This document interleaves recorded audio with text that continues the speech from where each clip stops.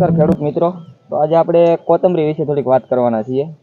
તો દુલાભાઈને અત્યારે કોથમરી છે એમ કહેવાય કે 35 દિવસ જેવી થઈ ગઈ છે. તો આપણે એની શરૂઆતની ટ્રીટમેન્ટ છે એ કઈ રીતની કરી એ જાણીએ. આમાં તો શરૂઆતમાં એમ કહેવાય ને કે બહુ ખાસ કરવાનું ન હોય.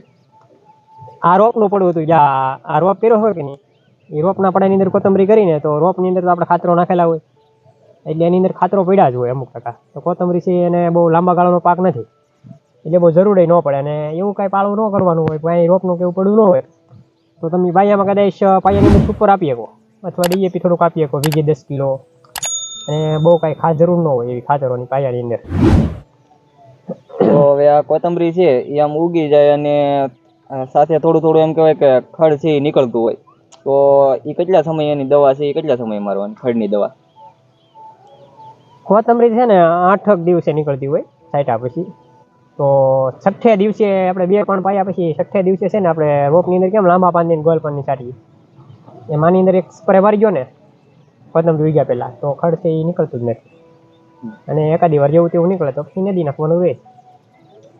તો આ કોથમરીનું વાવેતર તો ખેડૂતો ઓછા જ કરે છે, પણ હવે આને આપણે ભાવ આવે એ રીતે વાવેતર કરવું હોય તો એનો સમય કયો છે વાવેતર કરવાનો?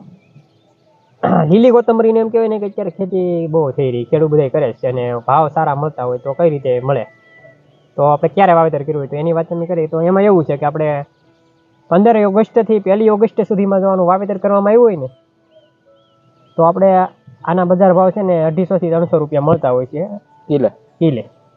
બરોબર. તો આપણે નોરતાની આજુબાજુ છે એ કોથમરી નીકળે એ પહેલાં શરૂ થઈ જાય, તો એ સમયમાં ભાવ સારા હોય છે. અને આપણે આનું વાવેતર તો છે ને અત્યારે 35 દિવસની થઈ છે કોથમરી, એટલે આનું વાવેતર આપણે નોરતા આજુબાજુ કરેલું છે, નોરતાની આળે ગાળે. બરોબર. તો અત્યારે તો બજાર ભાવ ઓછા છે, પણ અત્યારે ઉત્પાદન સારું મળે. હા, કોથમરીનું ઉત્પાદન એમ કહેવાય ને કે વજન વધારે લેવા માટે ક્યારે કરવું જોઈએ, તો આપણે ઓક્ટોબર મહિનાની જે 10 તારીખથી આજુબાજુનું વાવેતર કરવામાં આવ્યું હોય ને, તો ઓછાના મને વીઘોટી કેટલી આવે, 100 મણથી 150 મણનો વીઘો આવે. છોડવો એમ કહેવાય ને કે આમ અવડો થઈ ગયો હોય ને, અને ભાવ ભલે તમને કદાચ 15 થી 20 રૂપિયા મળે, તો એની વીઘોટી કેટલી આવે, એક એમ ગણાય ને કે 15 રૂપિયા ભાવ મળતા હોય તો 30 થી 35 હજારનો વીઘો થાય, અને 30 રૂપિયા મળે તો ડબલ જાય.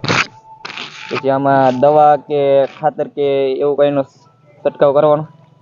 દવાની વાત તમે કરી તો ઝાકળનું જ્યારે પ્રમાણ હોય ને, તો ઝાકળના પ્રમાણમાં કેવું થાય ખબર, કે આ પાંદડાની અંદર ખેડૂત એમ કહેવાય ને તતડીઓ કે જેની અંદર ઝાકળ પડે એટલે તતડી જાય, અને ઝાકળ પડ્યા પછી તરત તડકો પડે એટલે પાંદડું છે બધું કાળું પડી જાય અને આખું ફિલ્ટર છે એ બગડી જાય. બરોબર. વીઘાનો બ્લોક હોય તો એ બાકો ફેલ થઈ જાય. તેના માટે એન્ટ્રાકોલ કરીને પાવડર આવે બાયર કંપનીનો, એ પપની અંદર 35 થી 40 ગ્રામ નાખવાનો. ભેગી મચરી હોય તો એક તારા મમરી આપણે થાય મેથોગ્રામ 25% આવે છે એ વાપરી. એ હોય તો ઇમામેક્ટિન બેન્ઝોએટ છે તે 5 થી 6 ગ્રામ છે તે વાપરી શકાય ઈલ માટે, અને મસરી માટે કામ આપે. ને ઈલ હોય તો જ નાખવાની છે, આમાં કાંઈ ખોટા ખર્ચા કરવાની બહુ જરૂર નથી. બરાબર. અને ખાતરની વાત કરો તો વરિયા છે તેમાં વસાળ આપવું હોય એકાદી 2 વાર તો પાણી સાથે પાઈ શકાય. ઉપરથી નાખવામાં પાંદડું છે એ તતડી જાય તો 10 થી 15 કિલો વીઘે પાઈ શકાય. બહુ એમ પીળી પડવાનો પ્રશ્ન રહેતો હોય તો એમોનિયમ સલ્ફેટ છે એ 8 કિલો વીઘે પાઈ શકાય. કોથમરી એકદમ કાળી ભમર રહે. બીજી એક વાત એ છે કે આપણે એનો ભાવ સારો લેવા માટે શું કરવું પડે કે આપણે સ્ટીકર આવે કે નહીં, એ કોથમરી જ્યારે આપણે ખેંચવાની હોય ને, માનો ને કાલે ખેંચવી છે તો આજે સ્ટીકર 5 ml નાખીને એક પપની અંદર છાંટી દેવાનું. બરોબર. આનો જેમ કહેવાય ને કે ચમક વધી જાય, પાંદડું આખું એમ કહેવાય ને તપકારા મારતું હોય, અને એની લેટ છે એ મોડા સુધી રહી, ખેંચ્યા પછી એની લેટ દેખાય. અને બીજી એક આપણે આને સારી કોઈલ લાવવા માટે ટેબુકોના જોન આવે ને 25%, કોઈ પણ કંપની બનાવી 15 થી 20 ગ્રામ નાખો ને 20 મિલી પપની, તો પણ અને ફૂગનાશક માટે સારું અને કોળે સારી રહે.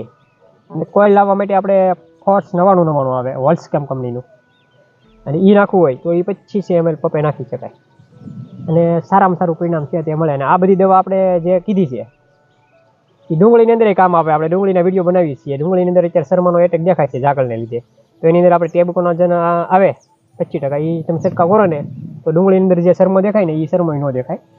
એન્ટ્રાકોલ પાવડર વાપરો હોય તો એનાથી એનું રિઝલ્ટ સારું છે ડુંગળી માટે, તો એ ટ્રીટમેન્ટ થઈ શકે. હવે આ કોથમરી તૈયાર કેટલા દિવસે થઈ જાય? કોથમરી 35 થી 40 દિવસ એમ કહેવાય ને કે અત્યારે 35 થી 40 દિવસની આજુબાજુ થઈ ગઈ છે. તો હવે આને અત્યારે લેવી તો લઈ શકાય. અને વજન વધારે લેવું હોય તો થોડીક મોટી કરવી તો 45-50 દિવસ સુધી રહેવા દેવાય.